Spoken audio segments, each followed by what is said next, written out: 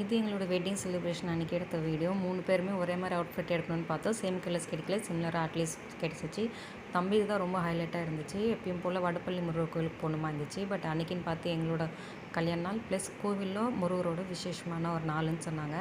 எனக்கு அது மறந்துட்டேன், இல்லைனா நான் மென்ஷன் பண்ணியிருப்பேன். பாப்பா பிரசாதத்தை வாங்கினது கோவிலில் எல்லோரும் அவனையும் ஆச்சரியமாக பார்த்தது. சார் தனியாகவே அந்த பிரசாதத்தை கொண்டு வந்து ரெகுலராக அந்த இடத்துல சாப்பிட்டது. எப்பயுமே போல் அங்கே ஃபோட்டோஸ் எடுத்தது. சாமி கோவிலில் கொஞ்சம் நேரம் ரிலாக்ஸாக உக்காந்தது. தம்பி எப்பயும் போல் எங்ககிட்ட சண்டை போட்டு தேங்காய் வாங்கி ரேபிட் மாதிரி நொறுக்கி தள்ளினது. அப்பனும் பையனும் வீடியோ எடுக்கிறோன்னு தெரிஞ்சும் ஒரு சின்ன இது கூட இல்லாமல் தேங்காவை சாப்பிட்டது. ஏன்னா it's not good for health இல்லை. ஸோ அதனால் நான் சும்மா அவனை ஏதோ புலம்பிகிட்டு இருந்தேன். பட் அது கூட கண்டுக்காமல் அவன் பாட்டுக்கு அவன் தனியாக அவனோட ஓன் வேர்ல்டில் என்ஜாய் பண்ணிட்டுருந்தான். ரிட்டன் எடுத்து காமிச்சிருப்பேன். ரேபிட் மாதிரி நொறுக்கி வச்சுருப்பாரு அங்கங்கே. ஸோ கோவில் அன்றைக்கின்னு பார்த்து விசேஷம்னு சொன்னேன்ல. ஸோ கோவிலில் செம்ம கூட்டம்.